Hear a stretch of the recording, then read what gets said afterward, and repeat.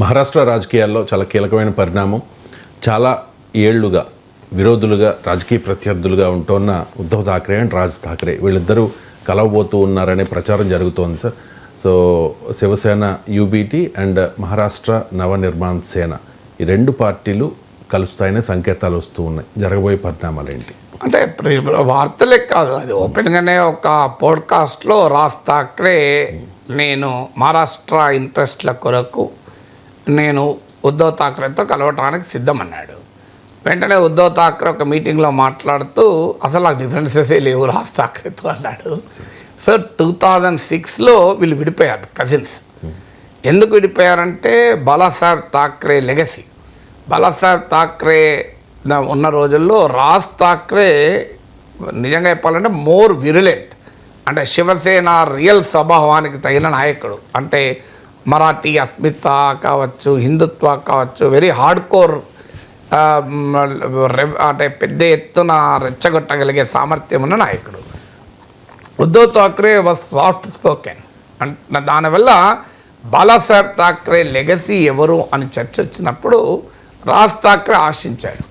కానీ ఏ పార్టీ అయినా అల్టిమేట్గా మళ్ళీ ప్రాంతీయ పార్టీలు కావచ్చు, చిన్న పార్టీలు కావచ్చు, ఇలాంటి పార్టీలో సిద్ధాంతాలు ఏమి ఉండవు. మళ్ళీ తన కొడుకే నాయకుడు కావాలి శివసేనకని ఉద్ధవ్ ఠాక్రే ముందుకొచ్చాడు. దాంతో రాజ్ ఠాక్రేకి అర్థమైంది, శివసేన ఏదో హిందుత్వ పార్టీ అనుకున్నాను, మరాఠీ అస్మిత పార్టీ అనుకున్నాను, కాదు ఇది బాలాసాహెబ్ ఠాక్రేల కుటుంబ పార్టీ అని భావించి కుటుంబ సభ్యుడై కూడా, కజిన్ అయి కూడా రాజ్ ఠాక్రే బయటకు వచ్చేసాడు. రాజ్ ఠాక్రే 2006లో బయటకు వచ్చాడు. కానీ ప్రాక్టికల్గా ఏం జరిగింది ఈ 20 ఇయర్స్లో, నియర్లీ 2 దశాబ్దాల ఉద్ధవ్ ఠాక్రే రాజ్ ఠాక్రేల విడివిడి ప్రయాణాలు ఏం జరిగింది? ఇద్దరు బలహీనపడ్డారు. కారణాలు ఏదైనా కానివ్వండి. మహారాష్ట్ర నవనిర్మాణ సేన ఉనికి కూడా పొందలేకపోయింది. లాస్ట్ అసెంబ్లీ ఎలక్షన్స్లో అడ్రస్ లేకుండా పోయింది. ఆఖరికి నాకు గుర్తు, ఐ థింక్ రాజ్ ఠాక్రే కొడుకు కూడా ఓడిపోయాడు అసెంబ్లీ ఎలక్షన్లో, అమిత్ అనుకుంటాను, నాకు తెలిసినంత గుర్తున్నంత వరకు. రాజ్ ఠాక్రే సన్ కూడా ఓడిపోయాడు అసెంబ్లీ ఎన్నికల్లో. దాంతో ఎంఎన్ఎస్కి అర్థమైంది తనకు ఇక పొలిటికల్ ఫ్యూచర్ లేదు అని. ఏం చేయాలి ఇక? మరి 2 ఆప్షన్స్, బీజేపీతోనన్నా కలవాలి, లేదంటే తిరిగి వచ్చి శివసేనతోనన్నా కలవాలి. నా హైడ్రేషన్ కోసం I just trust one thing, ఫుల్గా వాటర్ ఉండే కంట్రీ డిలైట్ వల్ల పొలాచి కోకోనట్స్. సో ఇప్పుడే కంట్రీ డిలైట్ యాప్ డౌన్లోడ్ చేసుకొని ఆర్డర్ చేయండి. బీజేపీతో కలవటానికి కూడా రాజ్ ఠాక్రే ప్రయత్నం చేశాడు. కానీ ఈలోగా జరిగింది ఏంటి పరిణామం అంటే, బీజేపీతో ఉన్నవారే అసహనం ఫీల్ అవుతున్నారు. ఏక్నాథ్ షిండే పరిస్థితి గమనించారు రాజ్ ఠాక్రే. బీజేపీతో ఉండడమే కాదు, బీజేపీ అధికారంలోకి రావటానికి కీలక పాత్ర పోషించి రిలేటివ్లీ వెరీ పాపులర్ చీఫ్ మినిస్టర్గా పేరుగాంచిన ఏక్నాథ్ షిండే పరిస్థితి ఏంటి? ఒక రకంగా అన్వాంటెడ్ గెస్ట్. అంటే మనం ఒక ఇంటికి ఒక గెస్ట్ వస్తే అతను పట్ల మనకు ఆసక్తి లేదనుకోండి, ఆ గెస్ట్ ఎలా ఎంబరాసింగ్ పొజిషన్లో ఉంటాడో చూడండి. ఒక అన్వాంటెడ్ గెస్ట్గా ఏక్నాథ్ షిండే ఉన్నాడు. సో రాజ్ ఠాక్రేకి అర్థమైంది, బీజేపీతో వెళ్ళినా ఏక్నాథ్ షిండే లాంటి బోలెడు మంది ఎమ్మెల్యేలు ఉండి, ముఖ్యమంత్రిగా పాపులర్ ఉండి, ప్రజల్లో ఇమేజ్ ఉన్న నాయకుడికే విలువ లేదు. తనకేం విలువ ఉంటుంది? తనకు బలం కూడా లేదు, ఉనికి కూడా లేదు. అందువల్ల అర్థమైంది. తర్వాత ఇంకొకటి ఏమర్థమైందంటే, బీజేపీతో కలిసిన ఏ రీజనల్ పార్టీ కూడా లాభపడేది. మీరు చరిత్ర అంతా చూడండి, నేను అనేక సార్లు కూడా చెప్పాను, కాంగ్రెస్తో కలిసిన రీజనల్ పార్టీస్ బాగుపడ్డాయి. డిఎంకే కాంగ్రెస్తో కలిసింది, అధికారంలో ఉంది. మీకు కాంగ్రెస్తో కలిసిన రీజనల్ పార్టీస్, బీఆర్ఎస్ 2004లో కాంగ్రెస్తో కలిసింది, 10 ఏళ్ళు తెలంగాణలో కాంగ్రెస్నే పక్కకు పెట్టి పాలించింది. మీరు చరిత్రలో ఆర్జేడీ కాంగ్రెస్తో కలిసింది, బీహార్లో అధికారంలో ఉంది. ఉత్తరప్రదేశ్లో సమాజ్వాదీ పార్టీ కాంగ్రెస్తో కలిసింది, బీజేపీ కన్నా ఎక్కువ ఎంపీ సీట్లు గెలుచుకుంది. ఇలా దేశం మొత్తం మీద మీరు చూడండి, కాంగ్రెస్తో కలిసిన ప్రాంతీయ పార్టీ లాభపడ్డాయి. ఒక్కొక్కసారి కాంగ్రెస్ కన్నా ఎక్కువ లాభపడ్డాయి. కాంగ్రెస్ బలహీనపరిచాయి కూడా. తమిళనాడులో అయితే డిఎంకే, ఏడిఎంకేలు కాంగ్రెస్తో కలిసాక అవి బలపడ్డాయి, కాంగ్రెస్ వీక్ అయింది. ఇందుకు భిన్నంగా బీజేపీతో కలిసిన ప్రాంతీయ పార్టీ ఒక్కటంటే ఒక్కటి మీకు బ్రహ్మాండంగా అభివృద్ధి అయినటువంటి పార్టీ పేరు చెప్పండి. సింగిల్ పార్టీ ఉండదు. బీజేపీతో కలిసిన ప్రాంతీయ పార్టీ కాలక్రమేణా వీక్ కావడమే.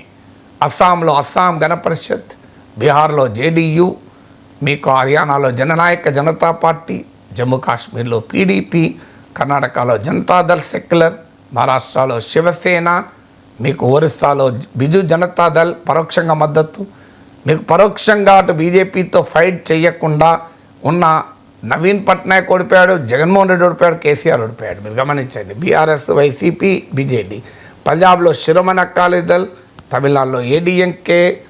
మీరు ఈ ప్రతి పార్టీ పేరు ఇప్పుడు నేను దేశం మొత్తం అన్ని రాష్ట్రాలు చెప్పాడు, అన్ని పార్టీలు బలహీనపడ్డాయి. బీజేపీతో కలిసి బలపడ్డ ఒక్క ప్రాంతీయ పార్టీ పేరు చెప్పాను నాకు. ఇంపాసిబుల్, ఎక్కడా లేదు, దేశంలో ఎక్కడా లేదు.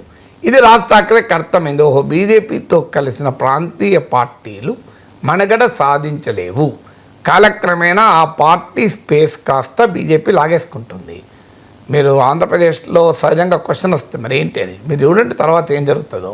ఇప్పుడు నేను చెప్తే ఏదో నాకేదో ఎజెండా ఉంది అని కొంతమంది అనుకుంటారు, కానీ జరగబోయేది అదండి. అందుకే ఇండియా అంతా చెప్పాను. ఆంధ్రప్రదేశ్లో ఏం జరుగుతుందో తర్వాత చూద్దాం. సో అందువల్ల రాజ్ ఠాక్రేకు బీజేపీ ఆప్షన్ లేదు. మరి ఏం చేయాలిగా? ఆయనకంటూ సొంత ఉనికి లేదు, బీజేపీతో కలవడం వల్ల ఉపయోగం లేదనుకున్నాడు. అందువల్ల అతను ఉద్ధవ్ ఠాక్రే వైపు చూశాడు. ఉద్ధవ్ ఠాక్రే పరిస్థితి ఏంటి? బీజేపీతో కలిసినప్పుడు బాలాసాహెబ్ ఠాక్రే ఉన్న రోజుల్లో Shiv Sena was a major partner. Manohar Joshi లాంటి వాళ్ళు ముఖ్యమంత్రులు అయ్యారు, లోక్సభ స్పీకర్లు అయ్యారు. బీజేపీ ఇది జూనియర్ పార్ట్నర్, కానీ రివర్స్ అయింది.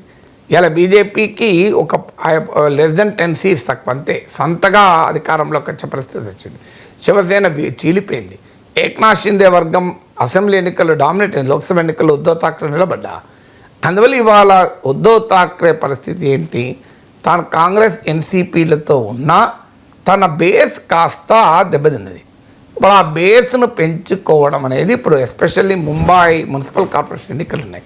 శివసేనకు మొదటి నుంచి ముంబై ఒక కంచుకోట లాంటిది, గుండెకాయ లాంటిది. అందువల్ల ఇవాళ శివసేన వారసత్వం ఎవరిది, రియల్ శివసేన ఎవరిది అన్నప్పుడు ప్రజలు 2 రకాల తీర్పు చెప్పారు. పార్లమెంట్ ఎన్నికల్లోమో ఉద్ధవ్ ఠాక్రేది రియల్ శివసేన అని తీర్పు చెప్పారు మెజారిటీ ప్రజలు. అసెంబ్లీ ఎన్నికలకు వచ్చే వరకు ఏక్నాథ్ షిందేది రియల్ శివసేన అని తీర్పు చెప్పారు. సో అందువల్ల 1:1 మ్యాచ్ టై అయి ఉంది సిరీసు. ఇప్పుడు నెక్స్ట్ 3rd మ్యాచ్ సిరీస్లో ముంబై కార్పొరేషన్ ఎన్నికలు. దీంతో సిరీస్ ఎవరు గెలుస్తారని తేలిపోతుంది. అందువల్ల ఈ సిరీస్ గెలవాలి అంటే లాస్ట్ 2 మ్యాచ్ల్లో తనకు ఏదైనా లేదు, స్పిన్నర్ కావాలి తక్కువ ఉన్నాడా, పేసర్ తక్కువ ఉన్నాడా చూసుకొని కెప్టెన్ దాన్ని అడ్జస్ట్ చేసుకుంటాడు.